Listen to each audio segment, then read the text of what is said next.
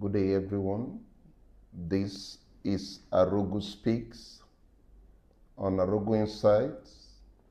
Today, we'll talk about intention to create legal relations as part of a series on contract law. And I'll start with this Igbo proverb, popular proverb of the Igbo people in Nigeria. And that proverb perfectly aligns with the common law principle of intention to create legal relations. That is, not every agreement or promise is meant to be enforced in court. The Igbos would tell you that the words spoken over kola nut are acceptable and promising words, but they are not the words of a lawsuit.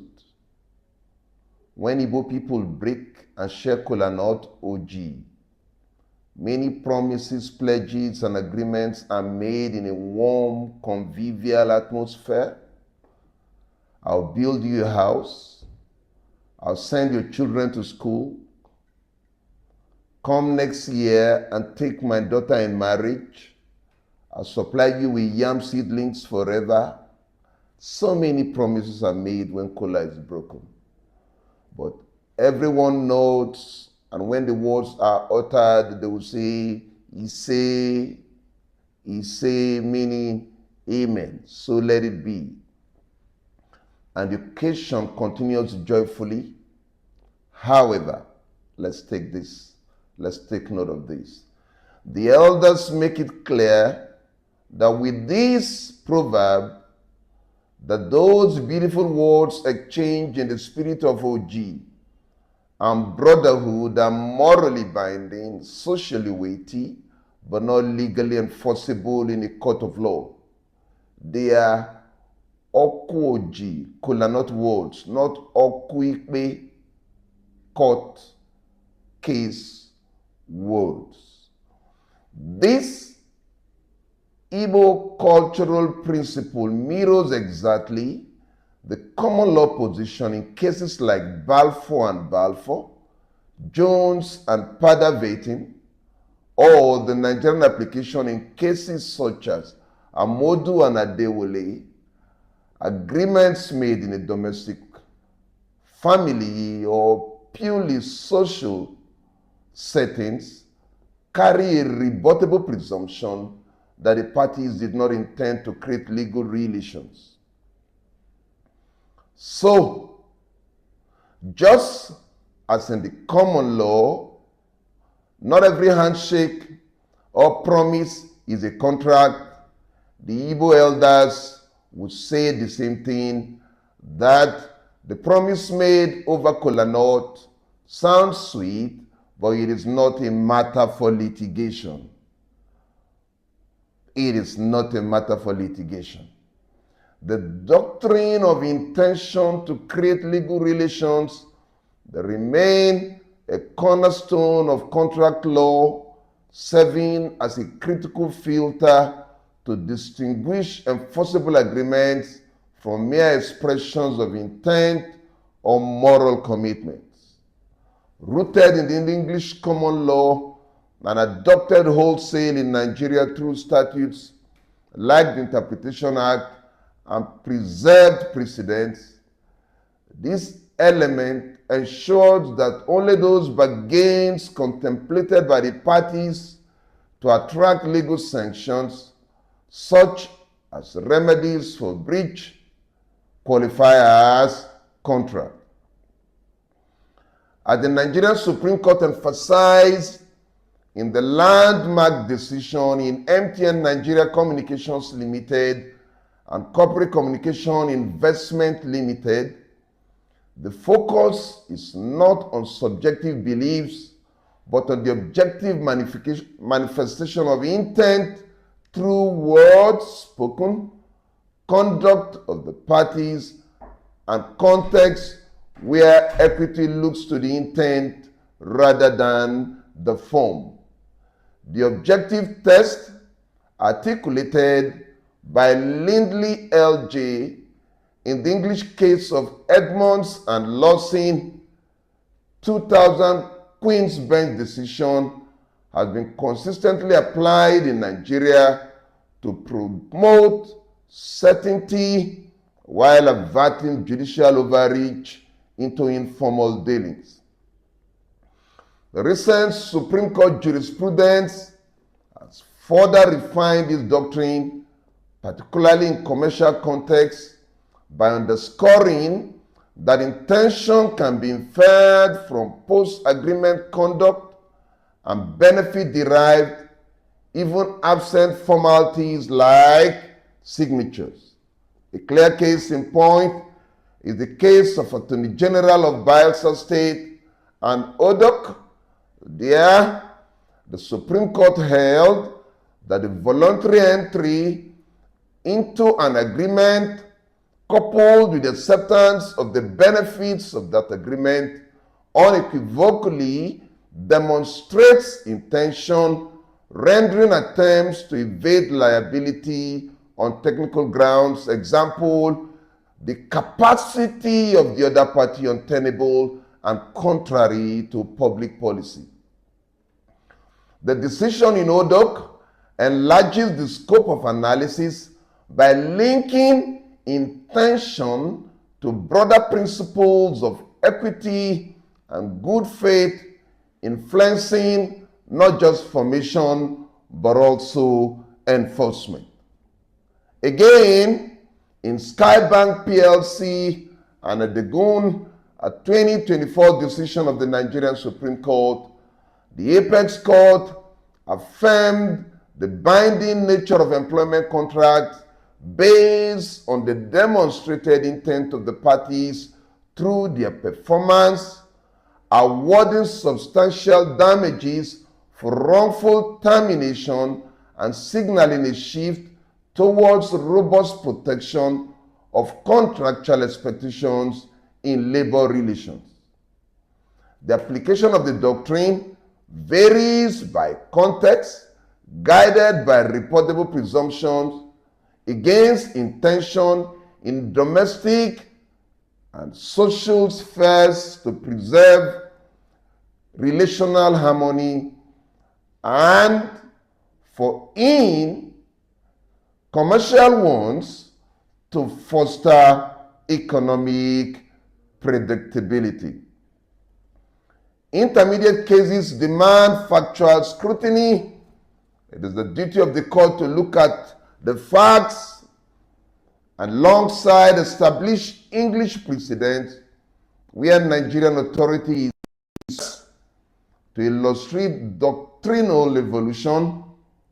It also explores implications for modern transactions such as digital agreements and hybrid labor commercial setups, reflecting the dynamic legal scope post the Companies and Allied Matters Act 2020 in Nigeria. You know, the Companies and Allied Matters Act has brought a lot of changes in the commercial atmosphere in Nigeria, and so all of that will be reflected in course of this lecture by way of an overview. At its core, intention to create legal relations requires that parties objectively intend the agreement to be legally enforceable beyond mere consensus addendum, that's the meeting of minds.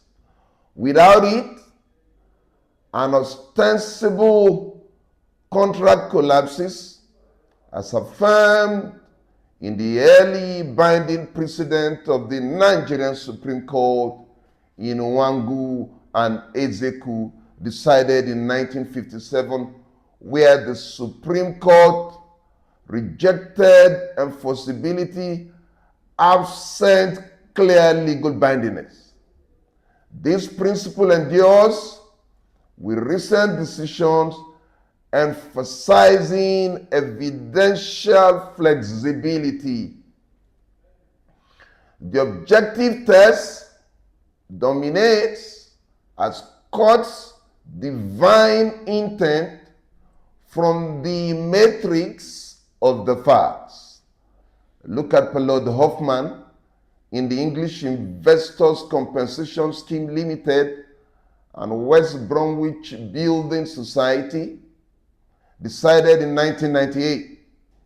In Nigeria, the decision or the dictum of Lord Hoffman in English Investors Compensation Scheme Limited and West Bromwich Building Society was vividly applied in MTN Nigeria Communications Ltd and Corporate Communications Investment Ltd, where the Supreme Court, by JMBA Code JSC, enforced an unsigned trade agreement because of the parties' conduct. What was the conduct of the parties?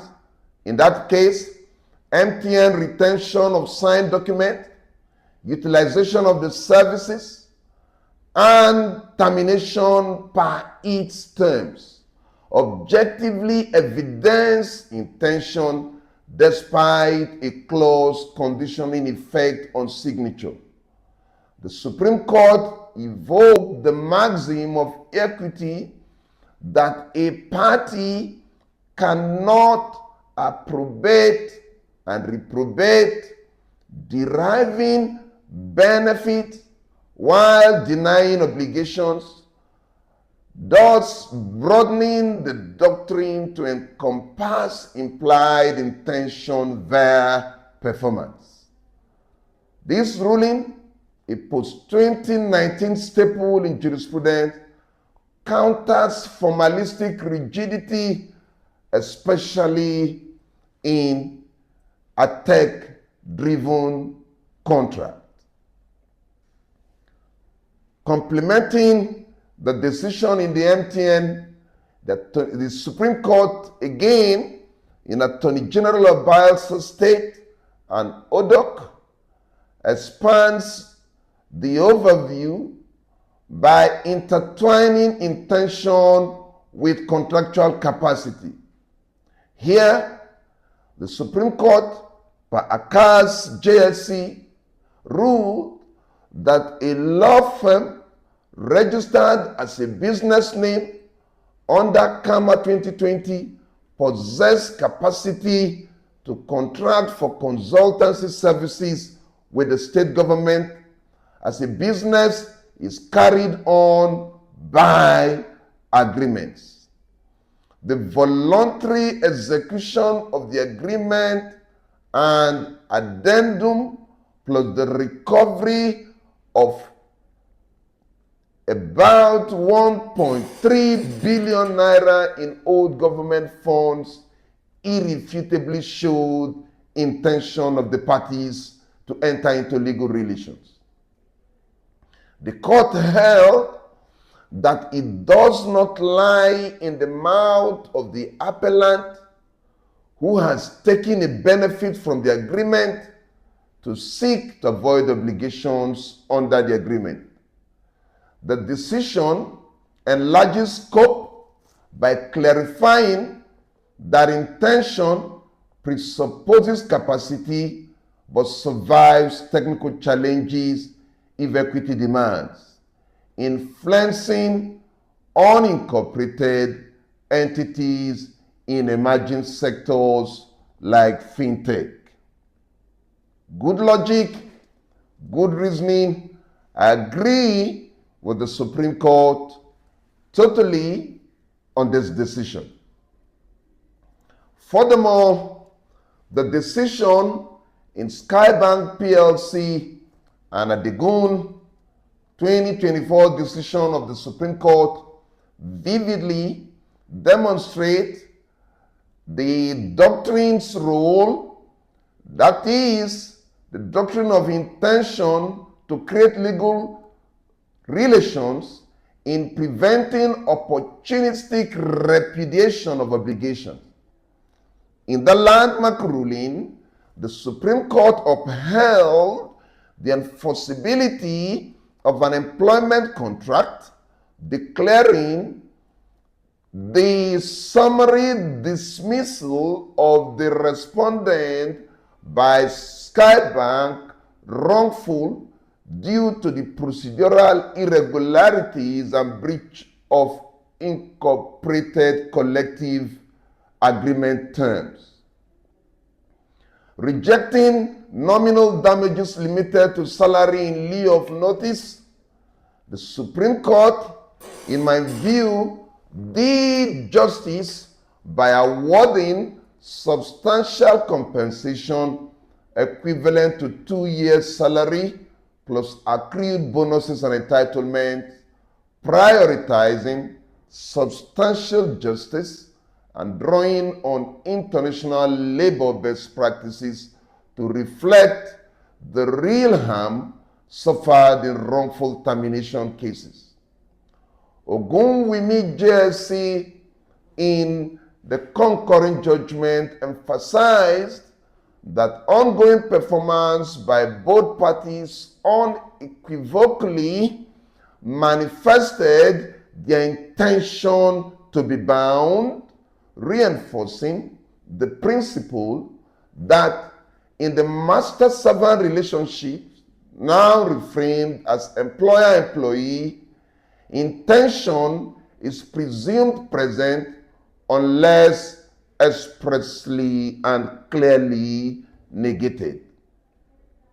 This approach deters employers from exploiting power imbalances to evade accountability after benefiting from long-term service. These authorities we have looked at, taken collectively with the earlier rulings like MTN Nigeria, Attorney-General of Bayelsa State, and Odok, affirm the enduring vitality of the intention doctrine in Nigerian contract law. They adapt classical English precedents such as RTS Flexible Systems Limited and Mulcahy Alloys Muller and Co., a 2010 decision where the UK court inferred a binding contract from full performance and payment despite an unexecuted formal agreement and expired letter of intent. To the socio-economic context in Nigeria, including digital transactions, public-private hybrids, and labor relations.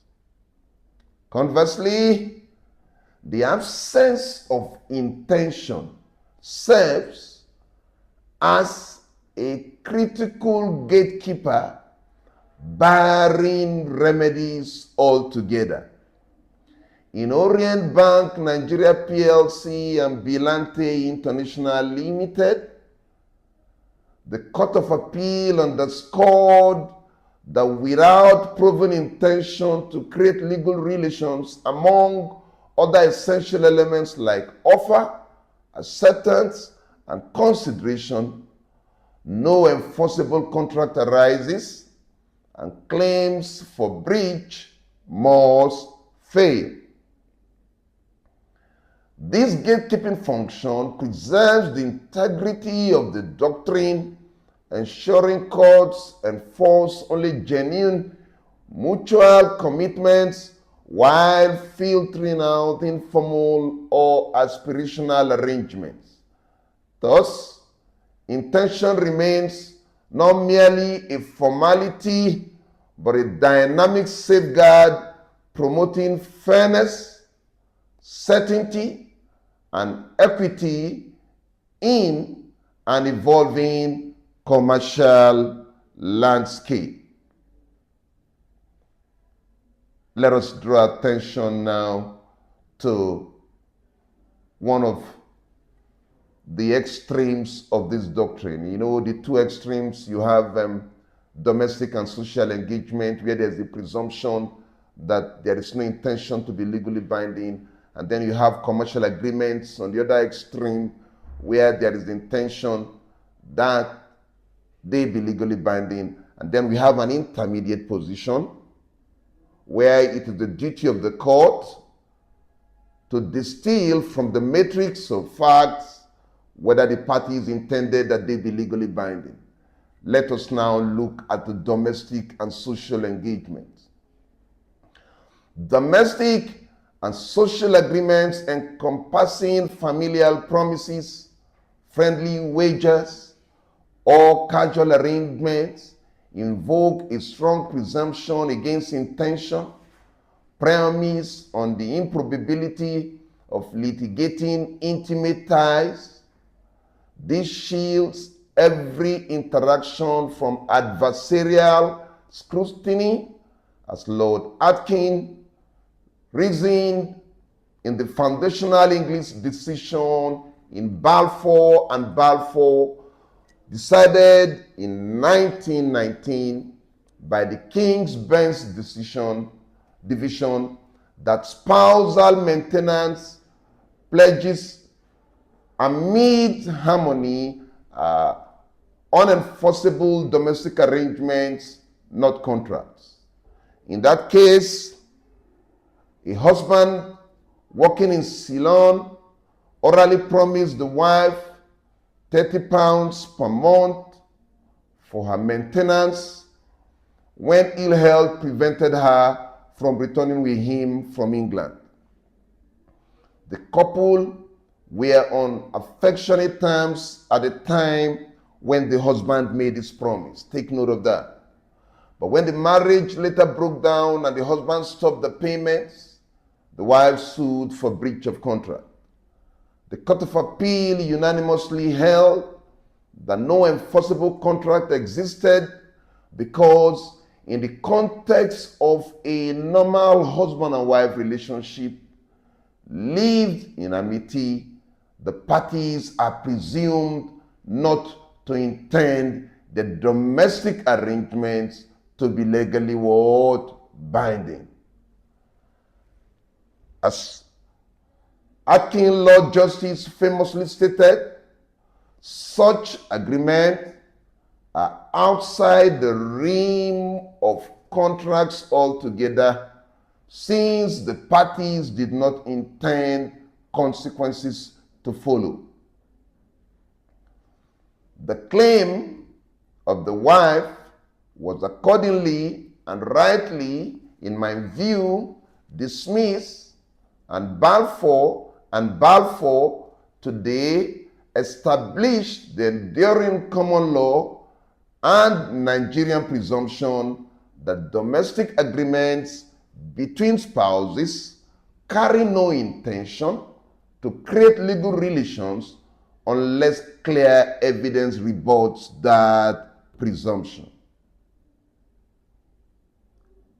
In cause of making the family, as a family man, I can speak from experience that if you allow the pledges that are made between spouses, between relations at that level to have their way into court, there will be no space in our courts of law to file further cases.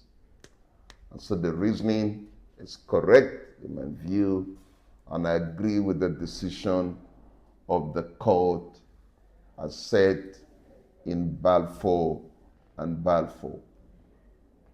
In Spellman and Spellman decided in 1961, in that case, a husband hoping to save a severely strained marriage promised his wife that he would buy her a car if she would try to make the marriage work again. That's what men can do to see how they can salvage a dying relationship or romance.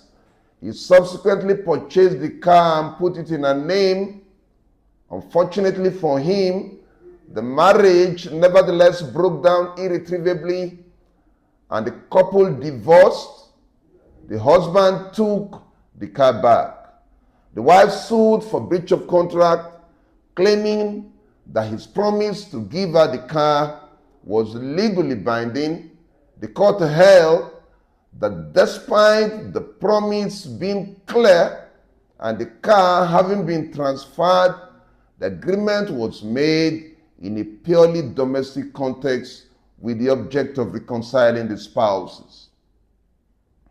Applying the presumption that parties in an ongoing marital relationship do not intend to create legal relations following the earlier decision in Balfour and Balfour, the judge ruled that no enforceable contract has been created.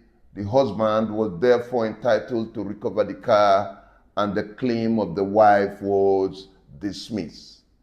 Yes, the decision may look harsh, but that clearly represents the law.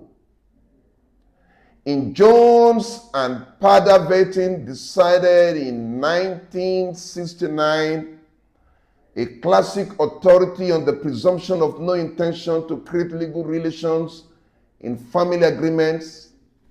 In that case, in 1962, Mrs. Jones, a divorced mother living in Trinidad, wanted her daughter, Madge Padavetin, age 34 at the time, and working as secretary in Washington, D.C., to study for the bar exams, English bar exams. To induce her, Mrs. Jones made two successive promises. First, that she would pay the daughter $200 per month if she comes to England to read for the bar exams. Later, when the daughter complained that the allowance was insufficient in London, the mother offered instead to buy a large house for the daughter to live in and let her rooms to tenants so that the rent would support her. The daughter, with the juicy offer, gave up her job in the United States, moved to England, began her studies, and lived in the house purchased by the mother. 5 years passed. The daughter had not passed the bar exams, her bar final exams. Relations soured, and in 1967, the mother sought possession of the house. The daughter counterclaimed that she had an enforceable contract, alternatively, a license or equitable interest entitling her to remain. The Court of Appeal, presided over by my lords Danquet, Salmon, and Atkinson, unanimously held that neither arrangement amounted to a legally binding contract. Applying Balfour and Balfour, the court ruled that both the monthly allowance and the provision of the house were family arrangements made in a domestic context and carried the strong presumption that the parties, mother and adult daughter, did not intend to create legal relations. There was no objective evidence to rebut the presumption, as there was no written agreement, no clear statement that legal consequences were intended, and the arrangements were vague and changeable. The mother therefore succeeded in recovering possession of the house, and Jones and Padavetin remains the leading authority frequently cited in Nigeria today that informal promises between close family members, even when one party suffers substantial detriment, are presumed not to be legally enforceable unless the contrary intention is clearly proved.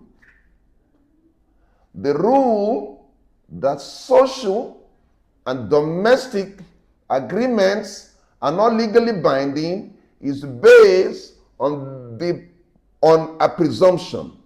The presumption, however, is not what? Conclusive. It is what? Rebuttable. The presumption rebuts via evidence of formality, detriment, or estrangement, where the evidence clearly shows that both parties intended agreement to have legal consequences. The court will give effect to it. A formal written document signed by both spouses is one of the strongest forms of evidence capable of displacing the presumption. An earlier English authority, MacGregor and MacGregor, decided in 1888, Queen's Bench Division supports this position. In 1888, a husband and a wife who had been living apart entered into a formal written separation agreement, a deed actually, under which the husband promised to pay his estranged wife 40 British pounds sterling per year for her maintenance and the maintenance of the children, in return to her releasing him from any further liability. When the husband later defaulted on the payment, the wife sued to enforce the deed. The husband argued that being an agreement between spouses, it fell within the domestic sphere and was not intended to be legally binding. The court rejected the defense and enforced the agreement. The courts held that once spouses have separated or are living apart in circumstances where the normal marital harmony no longer exists, the presumption that they do not intend legal relations is either greatly weakened or disappeared altogether. The fact that the arrangement was reduced into a formal written deed further demonstrated that both parties clearly intended the promise to have legal consequences. In merit and merit, decided in 1970, a husband and wife had already separated when they met in a car park and reached an agreement about the matrimonial home. The husband wrote and signed a note stating that in consideration of my wife paying off the outstanding mortgage, he would transfer the house into her sole name. After the wife completed the payments, the husband refused to convey the property as earlier on agreed. The court distinguished Balfour and Balfour on two grounds. First, the parties were no longer living together in amity. Second, the existence of a clear written agreement demonstrated that they both intended to create a legal relation. The court succeeded, the wife succeeded, and the agreement was enforced. MacGregor and MacGregor, again, is regularly cited alongside merit and merit as authority for the principle that separation plus formality, especially written document, will almost always rebut the Balfour and Balfour presumption, making the agreement enforceable even though it is between a husband and a wife. Nigerian courts continue to follow this decision in cases involving separation agreement, post-nuptial settlements, or consensual agreements for the division of property. Once the document is reduced in writing and contains certain terms and is signed by both parties, especially after separation or in a climate of adversity, the courts have shown the willingness to uphold it. The written form is treated as strong objective evidence that the parties stepped outside the realm of ordinary domestic arrangements and intended their promises to be legally what? Binding. Similarly, in Parker and Clark, a 1960 decision, the court enforced a cohabitation promise due to the invitee's property sale, rebutting social presumption through reliance. In that case, in Parker and Clark, Mr. and Mrs. Clark, an elderly couple, wrote to their niece, Mrs. Parker, and her husband, who were then living with their young children in a small rented accommodation, inviting them to sell their house, give up Mr. Parker's job, and come to live with the Clarks in the large home in Sussex. In return, the Clarks promised that the Parkers and their children would share the house for life and would inherit it upon the death of the Clarks. Relying on this invitation, the Parkers sold their own house at a loss. Mr. Parker resigned from his employment and the family moved in with the Clarks. After some months, the relationship soured and the Clarks asked the Parkers to leave. The Parkers sued for damages for breach of contract.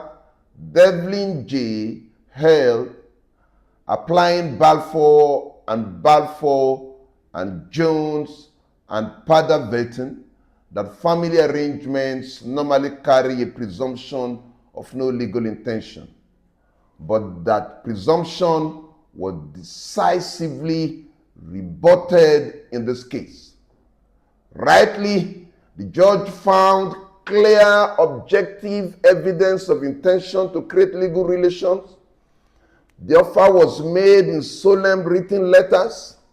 The Parkers were required to make very substantial and irreversible changes to their lives, selling their home and giving up employment, and both parties treated the arrangement as a formal and binding commitment.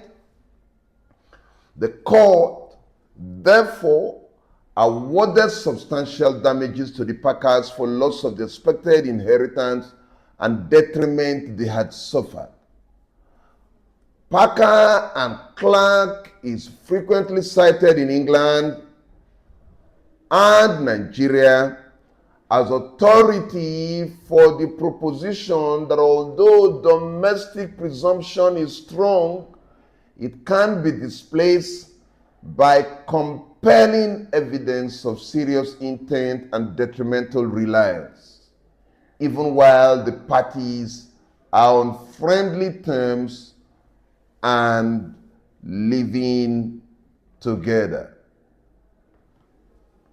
The English case of Simpson and Pace, decided in 1955, is a classic authority showing again that the presumption of no intention to create legal relations does not apply or is easily rebutted when 3 or more people living in the same household enter into a joint venture that has an outward-looking or commercial character.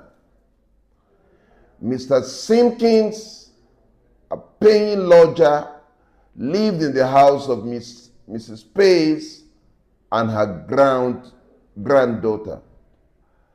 Every week, the 3 of them jointly filed in a newspaper fashion competition coupon.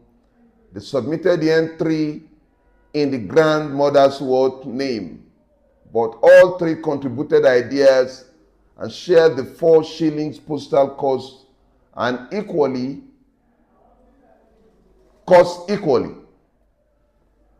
When one of their joint entries won 750 British pounds sterling, the grandmother received the check and refused to share the prize with the Simpkins. He sued for 1/3 of the winnings, The grandmother defended on the ground that it was a friendly family arrangement with no intention to create legal relations. Salas J, presiding, rejected the defense and held that a binding contract, or at least a joint enterprise giving rise to shared rights, existed. The judge emphasized that although the parties lived together under the same roof, Simpkins was not a family member but a paying boarder, and that the arrangement had the outward character of a genuine joint competition with strangers, the newspaper. The regular contributions, the common aim, and the fact that the entry was submitted to a third party all rebutted presumptions of mere social agreement. Simpkins was therefore awarded 250 British pounds sterling. Simpkins and Pace is consistently again cited in England and Nigeria as the counterpoint to Balfour and Jones and Padervaten, where the domestic-looking arrangement has a clear outward or business-like element. The court will readily find intention to create legal relations. We have looked at one end of the beam, social and domestic agreements. Let us now move over to the other end of the beam, balancing the equation, commercial agreements. In contract law, commercial agreements carry a strong rebuttable presumption that the parties intend to create legal relations. Simple. This presumption reflects the arm's length character of business transactions and the fundamental need for certainty that underpins trade, investment, and economic activity. Whereas social and domestic agreements or arrangements are presumed not to be legally binding unless the contrary is proved, the position is reversed in commerce. Intention is presumed to exist unless it is clearly and unequivocally negated. The objective is to protect the reasonable expectations of business people and to prevent a party from enjoying the benefits of an arrangement only to disclaim its obligations when it becomes inconvenient for them.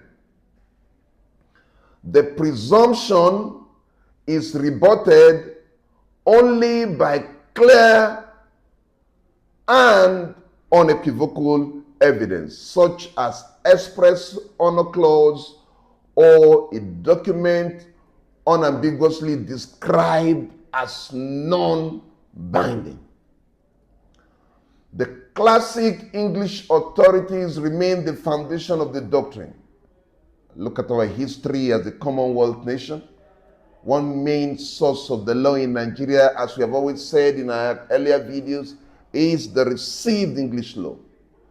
In Carlill and Carbolic Smoke Ball, decided in 1893 by the Queen's Bench Division, the deposit of 1,000 British pound sterling with an advertisement promising a reward established objective evidence of seriousness,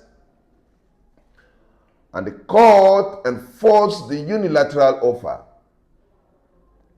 By contrast, we have talked about Carlill and Carbolic Smoke Ball in our earlier discussions on offer and all of that, and acceptance. We are home with the facts on Carlill and Carbolic Smoke Ball.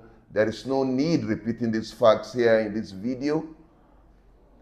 In Carlill and Carbolic Smoke Ball, what happened is contrasted by the decision in Rose and Frank Company and J.R. Crompton and Bros Limited, decided in 1925, There, an explicit clause declaring that the arrangement was not entered into as a formal or legal agreement and was binding in honor only was upheld by the House of Lords, rendering the entire transaction unenforceable. Later, in Edwards and Skyways Limited, decided in 1964, another English case, the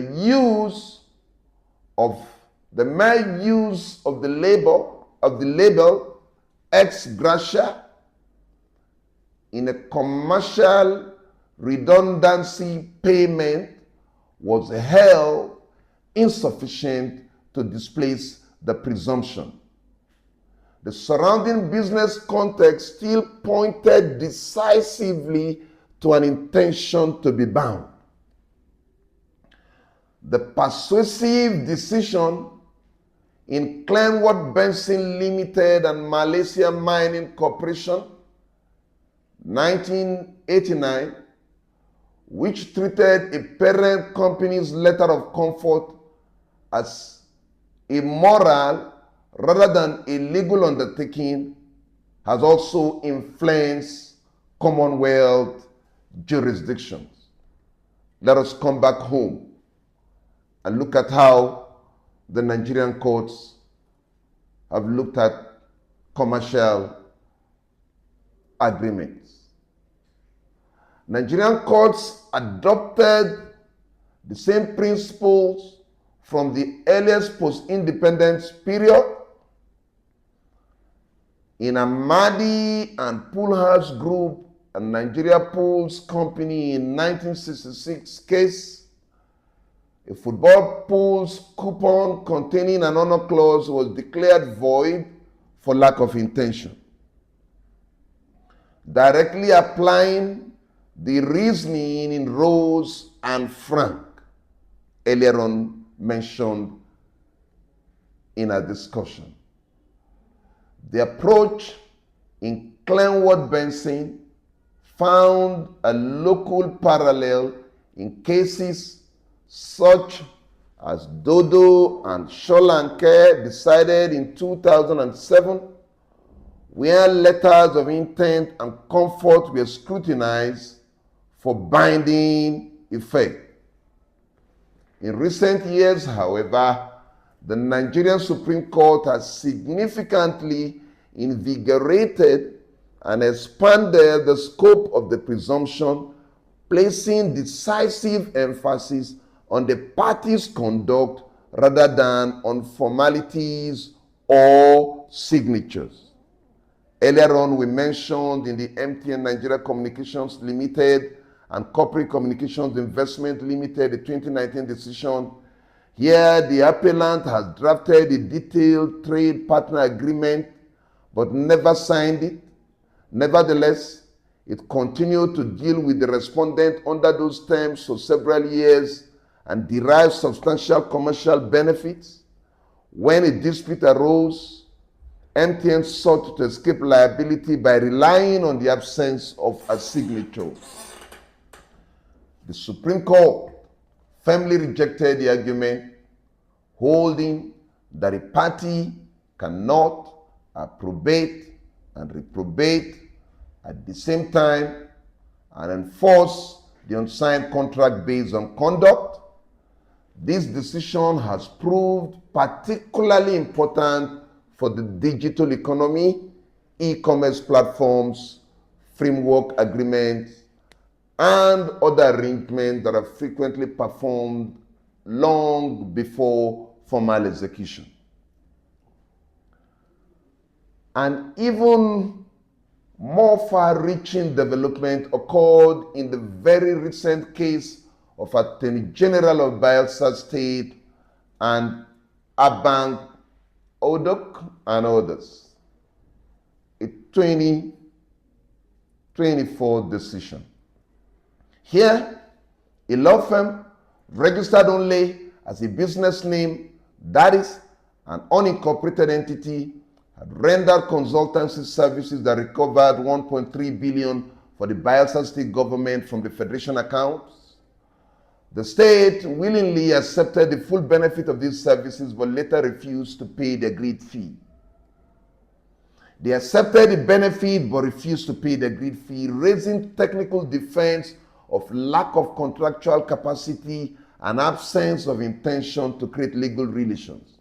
The Supreme Court, rightly again in my view, rejected both defenses outright. It held that voluntary acceptance of valuable services in a commercial setting raises a powerful presumption of intention and attempts to evade payment after deriving benefit are contrary to public policy.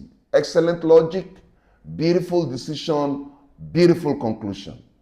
In my view, the Supreme Court further clarified that especially after the reforms introduced by CAMA 2020, unincorporated business names and single member entities possess sufficient capacity to enter into contracts and to sue or be sued in their own right, thereby removing long-standing uncertainties that had previously hampered small and medium enterprises and professional firms. This, I think, is part of the reforms brought to bear by the current administration in Nigeria to ease the burden of doing business in Nigeria. Beautiful reasoning, beautiful logic. You cannot collect 1.3 billion from the company or from the law firm you said lacked capacity to work for you. You agreed to accept the benefit, but refuse to accept the responsibility that comes with that benefit. That's a good decision in my view. The cumulative effect of these authorities is that Nigerian law now applies one of the strongest versions of the commercial presumption in the Commonwealth. Intention is presumed in all arm's length business dealings, and the presumption is rebutted only by express, prominent, and unambiguous language. Mere labels such as ex gratia, subject to contract, or letter of comfort are ordinarily insufficient.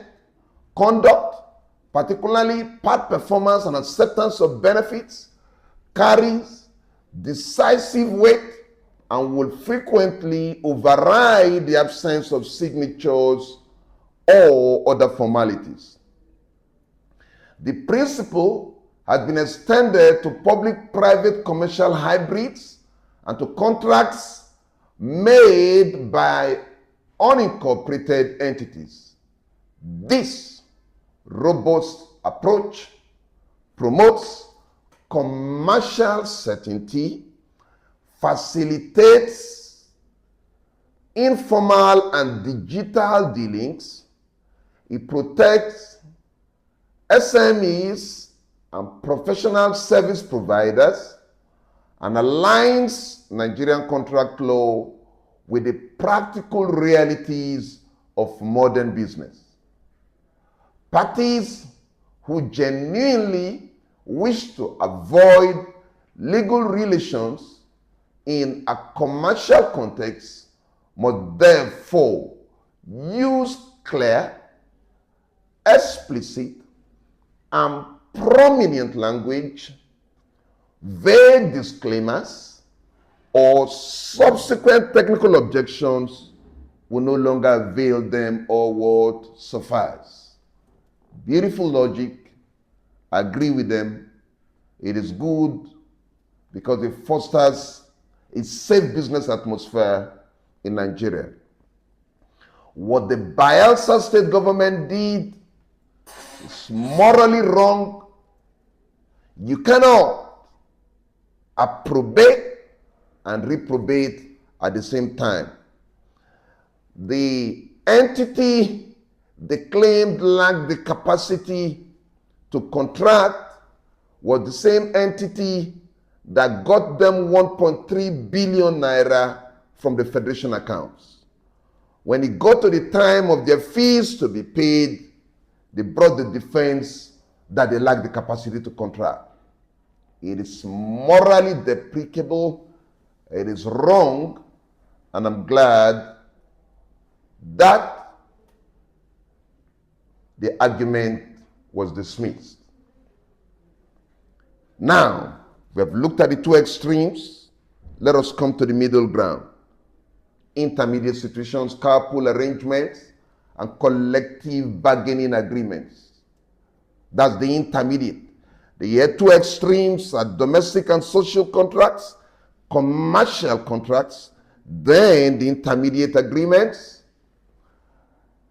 In contract law, intermediate situations that blend social and economic elements fall outside the clear presumptions applicable to purely domestic or commercial agreements, necessitating a holistic factual inquiry to determine whether the parties intended to create legal relations.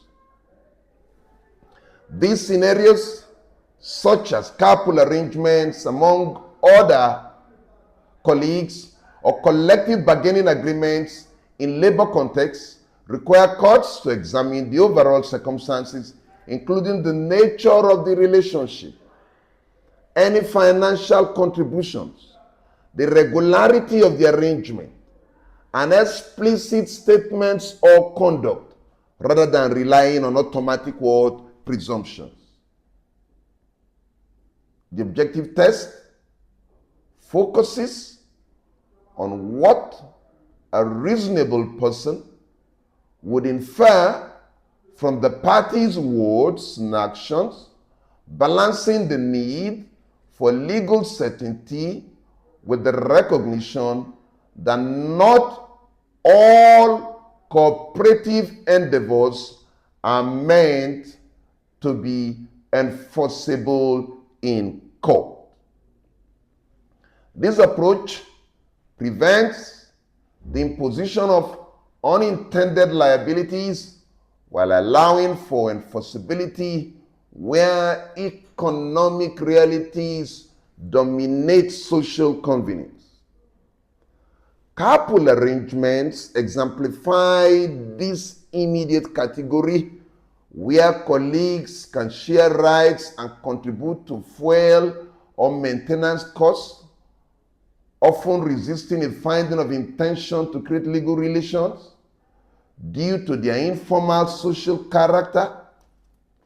In the English case of Coward and Motor Insurance Bureau, the court held that no contract existed between a motorcyclist and his pillion passenger colleague who were killed in an accident. The arrangement was deemed a mere social convenience without the requisite intention for insurance purposes, as evidenced by the lack of formal terms despite their regular contributions. Again, in Albert and Motor Insurance Bureau, the House of Lords ruled that sporadic payments by passengers in a carpool did not constitute a hire or reward sufficient to imply a contractual intention, emphasizing that the contributions were too informal and inconsistent to transform the setup into a binding agreement. These decisions underscore that carpools are typically viewed as gratuitous favors among friends or co-workers, rebuttable only by clear evidence of commercial intent, such as fixed payments or written terms. Nigerian courts have adopted a similar fact-dependent approach to carpools, drawing on English precedent in the absence of direct Supreme Court authority.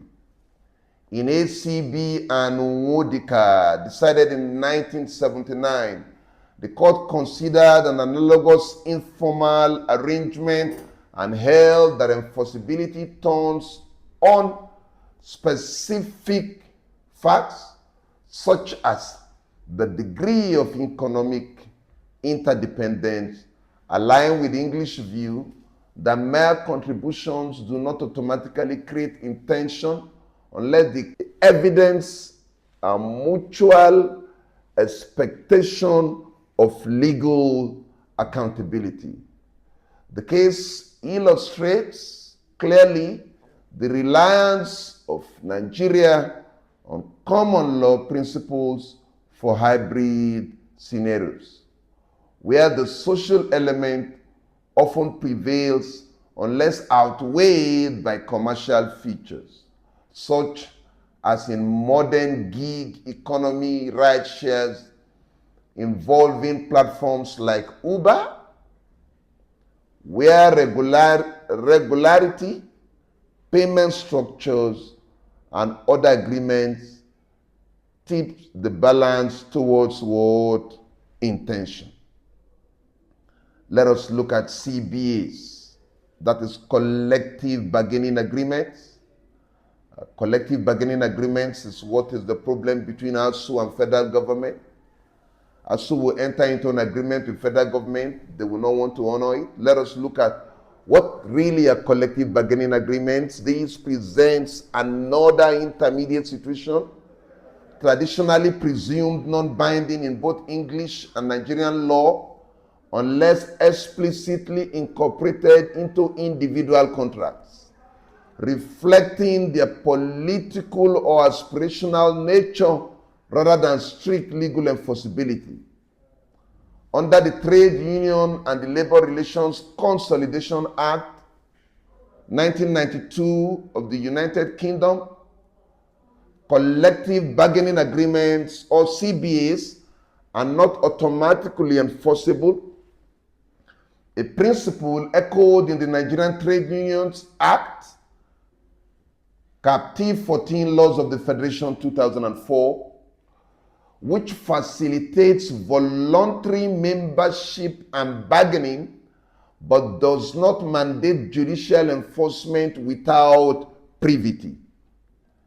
The seminal English case of Ford Motors Company Limited and the Amalgamated Union of Engineering and Foundry Workers, decided in 1969, affirmed this, holding that a CBA was a gentleman's agreement lacking intention to create legal relations, as it was intended for industrial harmony rather than courtroom disputes. Recent Nigerian Supreme Court decisions have refined this framework, bridging CBAs to individual employment contracts and finding intention where performance or incorporation occurs. Let's go back again to the case of Skye Bank Plc and Adegun, a 2024 decision of the Nigerian Supreme Court. In that case, the court affirmed that the terms from a CBA could be enforceable when integrated into an employee's contract, awarding substantial damages for wrongful termination based on conduct implying intentions. The observation of Ogunwumi JSC, I quote, that the law is an ass, highlighted a shift towards substantial justice, prioritizing employee rights in hybrid labor commercial parks. This enlarges the scope for enforceability in scenarios like gig economy arrangements, where regular performance rebuts any social worth presumption. Further support comes from lower court decisions such as Engineer Emmanuel Eze and Paul B. Nigeria Limited, a 2021 decision of the National Industrial Court of Nigeria, where the National Industrial Court found intention in a labor agreement granting declarations on damages for breach, reinforcing that industrialized CBs can bind parties when facts demonstrate mutual commitment. Absent direct Supreme Court precedents on carpools, English authorities continue to guide. Cases like CBN, Skye Bank signal a trend towards greater enforceability if terms are personalized, balancing industrial peace with individual rights. Ladies and gentlemen, it is worthy of note that intermediate situations demand a nuanced, evidence-based analysis to ascertain intention, with carpools leaning towards non-enforceability unless commercialized, and CBAs gaining traction through incorporation and performance. This evolving jurisprudence, influenced by the recent Supreme Court emphasis on justice and economic realities, enhances protections in modern contexts like the gig economy, ensuring that legal relations are inferred where fairness dictates without overextending into purely social realms. On a final note and concluding,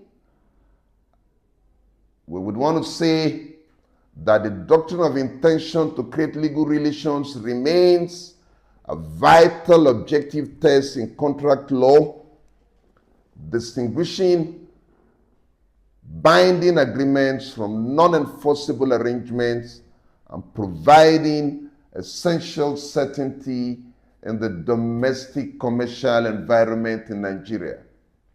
Recent Supreme Court decisions have pragmatically expanded its application.